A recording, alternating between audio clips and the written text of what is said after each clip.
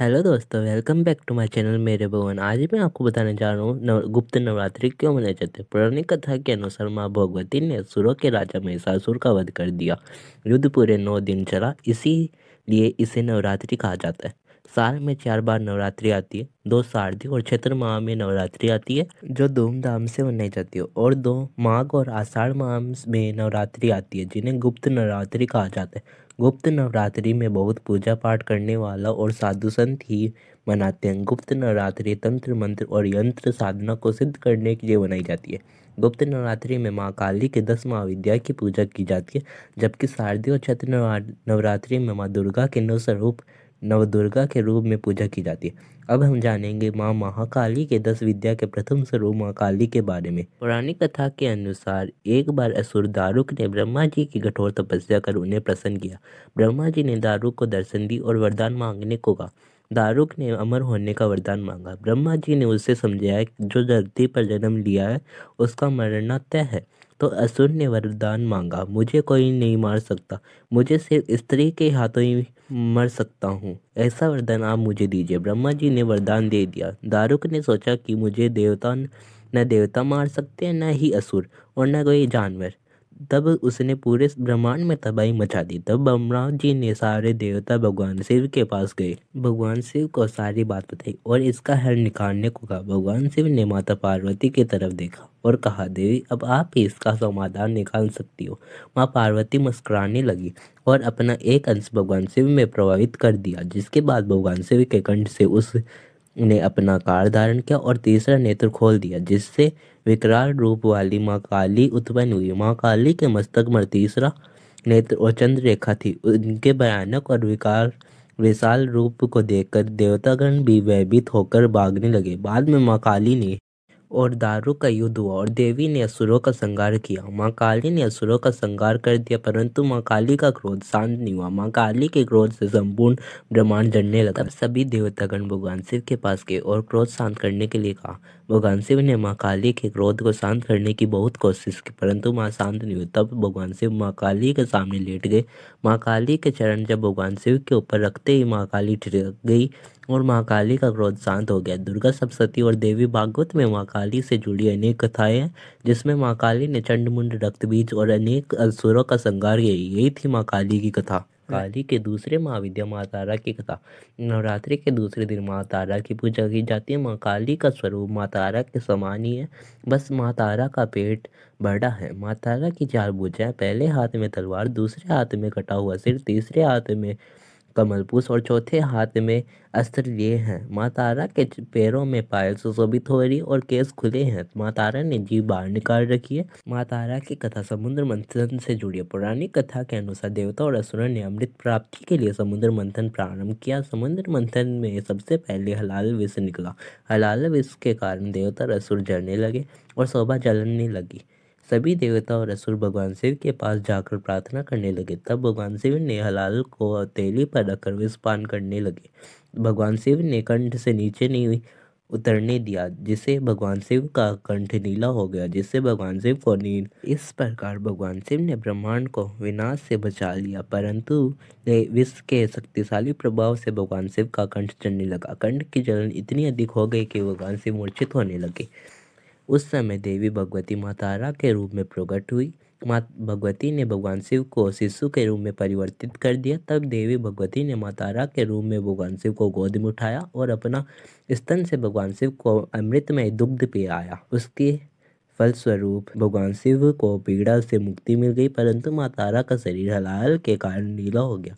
इस प्रकार माँ तारा की जगत जननी के रूप में और भगवान शिव की माता का नाम मिला। माँ तारा के मुख के 3 रूप हैं, उग्र तारा, नील सरस्वती और एक जटा। देवी तारा का उग्र तारा स्वरूप बहुत ही भयंकर और डरावना है। इस स्वरूप में माँ तारा ने हयग्रीव नामक असुर का वध किया था। दूसरा स्वरूप नील सरस्वती, इस रूप में देवी समस्त ज्ञान की भंडार है, वह रजोगुण से संपूर्ण। तीसरा स्वरूप एक जटा रूप है, पिंगुल जाता जुटी, यह देवी सत्व गुण संपन्न है। यही थी माँ तारा की कथा। रात्रि के तीसरे दिन माँ काली के 10 महाविद्या के तीसरे स्वरूप माँ त्रिपुर सुंदरी की पूजा की जाती है। माँ त्रिपुर सुंदरी को राजराजेश्वरी, बाला सुंदरी, षोडशी, ललिता, मीनाक्षी, कामाक्षी, शताक्षी, कामेश्वरी आदि कई नामों से जाना जाता है। देवी त्रिपुर सुंदरी शांत मुद्रा में सोए हुए सदाशिव की नाभि से निकले कमल पुष्प के आसन पर विराजमान। माँ त्रिपुर सुंदरी की 4 भुजाएं और 3 नेत्र और मस्तक पर चंद्र है। एक हाथ में मांस, दूसरे हाथ में अंकुश, तीसरे हाथ में धनुष और चौथे हाथ में बाण धारण करती है। देवी के आसन को ब्रह्मा, विष्णु, शिव और यमराज अपने मस्तक पर धारण करते हैं। माँ त्रिपुर सुंदरी के 3 रूप हैं, बाला सुंदरी, माँ षोडशी और माँ ललिता। बाला सुंदरी माँ 8 साल की सुंदर कन्या और षोडशी माँ के रूप में 16 वर्ष की कन्या और माँ ललिता अपनी युवा अवस्था में है। पौराणिक कथा के अनुसार एक बार बंडासुर नामक असुर भगवान शिव की तपस्या कर उनसे न मरने का वरदान मांगा। भगवान शिव ने उसे वर दे दिया। भगवान शिव ने क्रोध से उत्पन्न होने के कारण बंडासुर तमोगुण से संपन्न था। धीरे धीरे वह माया में आ गया और तीनों लोकों में उत्पाद मचाने लगा। सभी देवता भयभीत होकर नारद मुनि के पास गए। नारद जी ने माँ शक्ति की हिमालय पर जाकर आदिशक्ति की अर्चना करने को कहा।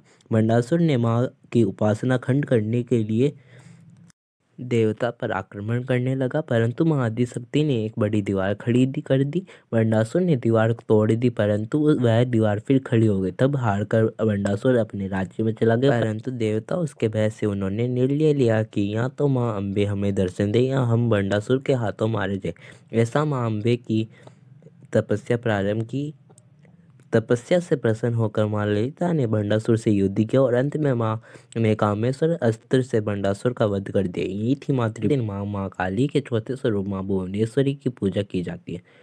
माँ भुवनेश्वरी का नाम 2 शब्दों से बना है, पहला भुवन और ईश्वरी, जिसका अर्थ है समस्त ब्रह्मांड की ईश्वरी। माँ भुवनेश्वरी के 3 नेत्र, 4 भुजा और मस्तक पर चंद्रमा शोभामान्य है।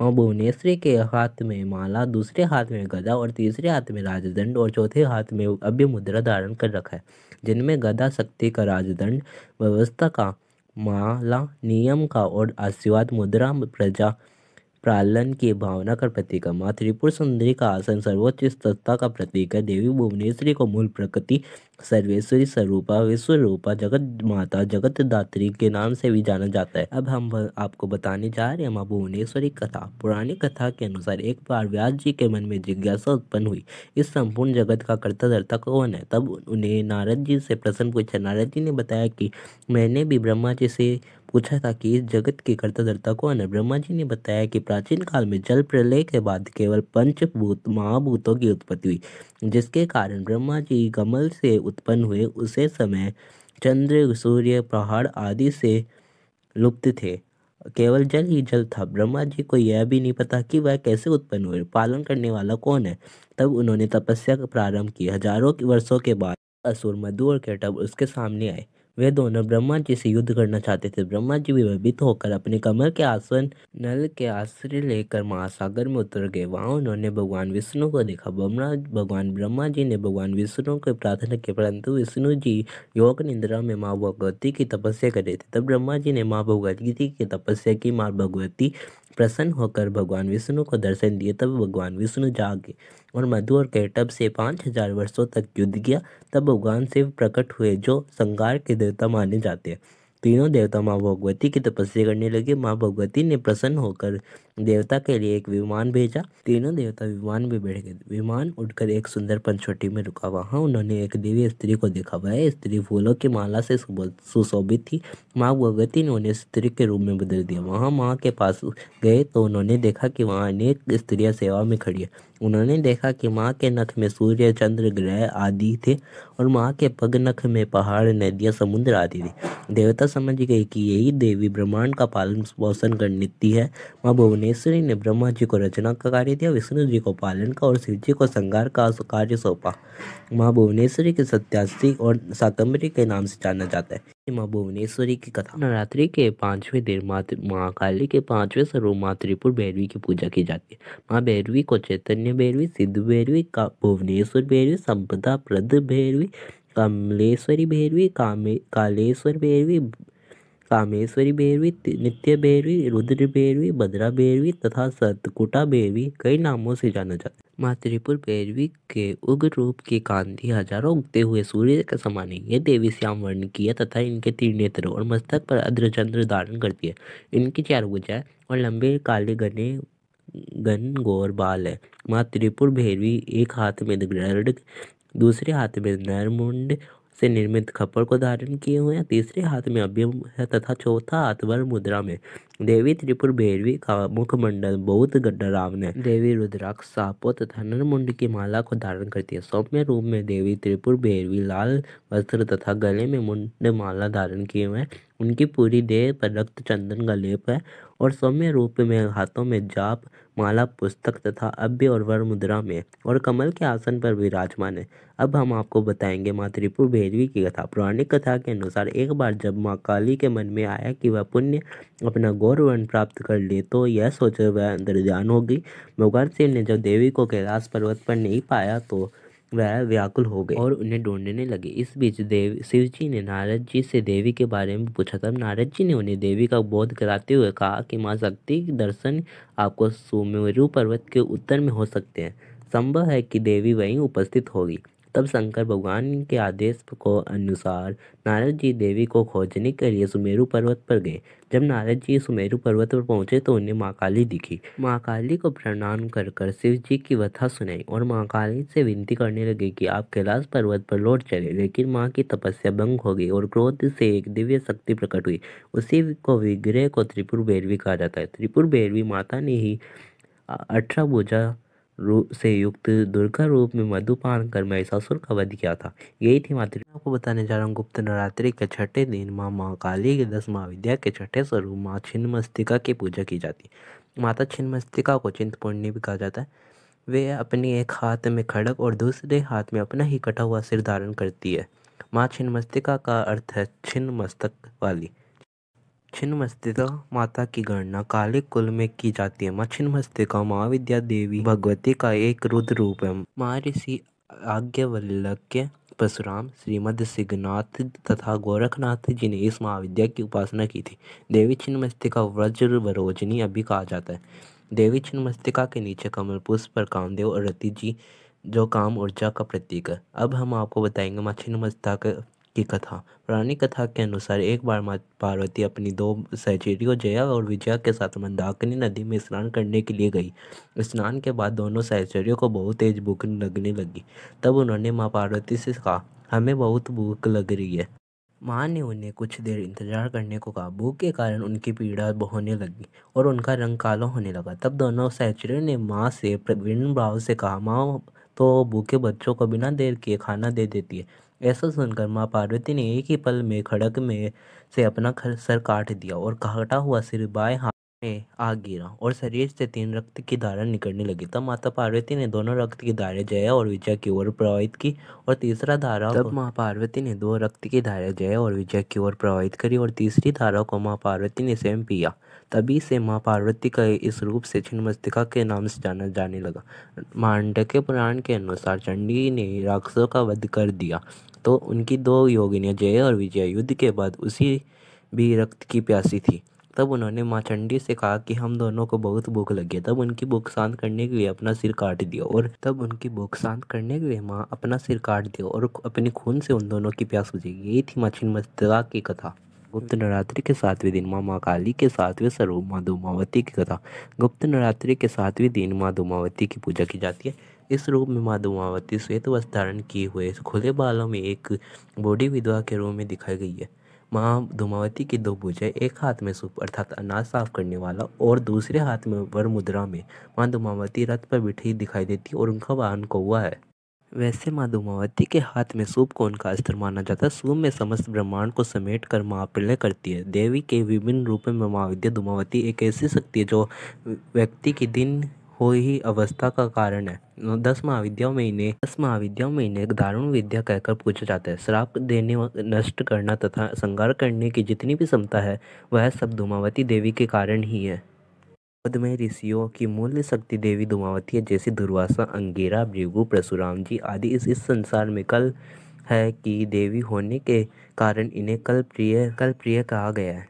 अब हम आपको बताएंगे माँ धूमावती की कथा। पौराणिक कथा के अनुसार एक बार कैलाश पर्वत पर माता लक्ष्मी और भगवान शिव भोजन करने के लिए आए। माता पार्वती भोजन बनाने के लिए बहुत थक गई और उन्हें भूख लगने लगी, परंतु माता पार्वती भगवान शिव के साथ या शिव जी के खाने के बाद उसी थाली में भोजन किया करती थी। भगवान विष्णु, शिव और माता पार्वती ने भोजन किया, उन्हें और भूख लगी और इन्हें भोजन खत्म कर दिया। भगवान शिव जी की थाली में भी भोजन नहीं बचा। माता पार्वती थाली में और रसोई में देखा तो सारा भोजन समाप्त हो गया। माता पार्वती को भूख लगने लगी, तब क्रोध में आकर भगवान शिव को ही निकल लिया और माता पार्वती की भूख तृप्त हो गई। परंतु भगवान शिव के कंठ से हलाल विष के कारण माँ का शरीर नीला हो गया और माँ विधवा हो गई। भगवान शिव माया से बाहर आ गए और माँ का क्रोध शांत हुआ तो भगवान शिव ने उन्हें बताया कि आप निराश न होए, क्योंकि सृष्टि के संचालन के लिए तथा पापियों को दंडित करने के लिए यह रहस्यमय रूप की आवश्यकता थी, जिसे युक्तिपूर्वक आपके द्वारा उत्पन्न किया गया, क्योंकि यह कार्य आपके सिवा और कोई नहीं कर सकता। आज से आप इस वेश में भी पूजी जाओगी, इसीलिए माँ का नाम धूमावती पड़ा। यही थी माँ धूमावती की कथा। मैं जा रहा हूँ गुप्त नवरात्रि के 8वें दिन महाकाली के 8वें स्वरूप माँ बगलामुखी की कथा। गुप्त नवरात्रि के 8वें दिन माँ बगलामुखी की पूजा की जाती है। माँ बगलामुखी को पीताम्बरा, ब्रह्मास्त्र, कांगड़ा आदि नामों से भी जाना जाता है। माँ बगलामुखी समुद्र के मध्य स्थित अमूल्य रत्नों से सुसज्जित सिंहासन पर विराजमान है। माँ बगलामुखी का रंग गोरा, शरीर पतला और स्वर्ण की तरह कांतिमान है। उनके 3 नेत्र है। वे मस्तक पर अद्रचंद्र धारण करती है। देवी बगलामुखी पीले रंग के वस्त्र और पीले फूलों की माला धारण करती है। उनके सभी आभूषण स्वर्ण के हैं तथा अमूल्य रत्न से जड़े हुए हैं। माँ बगलामुखी चंपा के फूल तथा हल्दी की गांठ आदि की माला धारण करती है। माँ बगलामुखी रत्न में रथ पर सवार होकर शत्रुओं का नाश करती है। उनका मुखमंडल अत्यंत सुंदर है। माँ बगलामुखी एक हाथ में गदा धारण करती है और दूसरे हाथ में शत्रुओं की जीवा को पकड़कर खींच रखा है। माँ देवी के जीवा पकड़ने का अर्थ है कि माँ किसी की वाणी ले सकती है और किसी को मधुर वाणी भी दे सकती है। अब हम आपको माँ बगलामुखी की कथा सुनाएंगे। पौराणिक कथा के अनुसार सतयुग में एक बार ब्रह्मांड में विनाश उत्पन्न करने वाला एक तूफान आया, जिससे संपूर्ण ब्रह्मांड नष्ट होने लगा। जिसे देखकर भगवान विष्णु भगवान शिव के पास गए, तब भगवान शिव ने कहा कि इसका एक ही समाधान है, केवल शक्ति ही आपकी मदद कर सकती है, अतः आप उनके शरण में जाइए। भगवान विष्णु ने कठोर किया। तपस्या से प्रसन्न होकर माँ शक्ति हरिद्रा नदी में जल क्रीड़ा करती हुई माँ बगलामुखी के रूप में प्रकट हुई और सृष्टि का विनाश रोक दिया। माँ बगलामुखी को वीररती भी कहा जाता है। इनके शिव को एक वक्त या माँ रुद्र कहा जाता है। यही थी माँ बगलामुखी। जा रहा हूँ गुप्त नवरात्रि के 9वें दिन माँ महाकाली के 9वें स्वरूप माँ मातंगी की कथा। गुप्त नवरात्रि के 9वें दिन माँ मातंगी की पूजा की जाती है। माँ मातंगी को उच्चिष्ट चांदनी या महापिशाचिनी भी कहा जाता है। इनके विभिन्न रूप में उच्चिष्ट मातंगी, राज मातंगी, सुमुखी, वैश्य मातंगी और कर्ण मातंगी और वैदिक सरस्वती का तांत्रिक रूप है। वास्तव में यह सरस्वती माता का तांत्रिक रूप है। माता मातंगी का शारीरिक वर्णन गहरा नीला या साम रंग का है।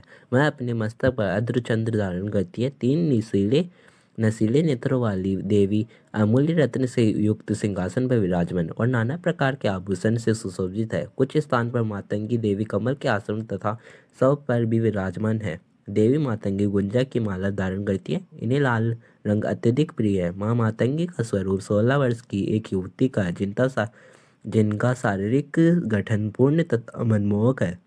चतुर्भुज मातंगी देवी अपने एक हाथ में वीणा तथा दूसरे हाथ में मानव मुंड खोपड़ी धारण करती है और बाएं हाथ भुजा में खड्ग धारण तथा अभय मुद्रा में है। इनके आसपास पशु पक्षी दिखाई देते हैं। माँ मातंगी के साथ सुख अर्थात तोता दिखाई देता है। माँ मातंगी देवी को जूठा भोग लगाया जाता है। की कथा सुनेंगे। पौराणिक कथा के अनुसार एक बार चांडाल स्त्रियों ने माँ पार्वती को जूठा भोग लगाया। तब सभी देवगण और शिव जी के भूत प्रेत आदि देवगण इसका विरोध करने लगे। तब माँ पार्वती ने चांडाल स्त्रियों की श्रद्धा देखकर माँ मातंगी का रूप धारण किया और उनके द्वारा चढ़ाई गई जूठन को भी स्वीकार किया। माँ मातंगी बहुत दयालु है।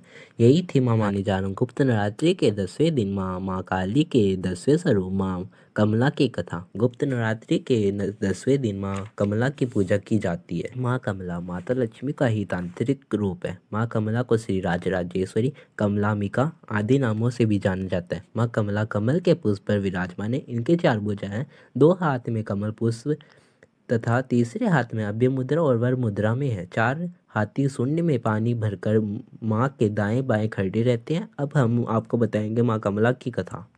पौराणिक कथा के अनुसार एक बार ऋषि दुर्वासा के श्राप से ब्रह्मांड और देवता की लक्ष्मी यानी धन संपत्ति हीन हो गई और विष्णु जी की लक्ष्मी भी चली गई थी। तब देवता और असुर मिलकर समुद्र मंथन करने का फैसला किया। समुद्र मंथन से 14 रत्न निकले, जिसमें माँ कमला का प्रादुर्भाव हुआ और ब्रह्मांड की लक्ष्मी फिर आ गई, जिन्हें माँ कमला कहा गया है। माँ कमला ने भगवान विष्णु को पति के रूप में मान लिया और उनसे विवाह कर लिया। यही थी माँ काली के 10 महाविद्या की कथा। और अब आपको पता ही चल गया होगा कि गुप्त नवरात्रि क्यों मनाई जाती है। गुप्त नवरात्रि के दौरान किन देवी की पूजा की जाती है। वीडियो अच्छी लगी है तो लाइक शेयर कमेंट करना मत भूलना, सब्सक्राइब जरूर करना। बाय। जय माता दी, जय माँ 10 महाविद्या।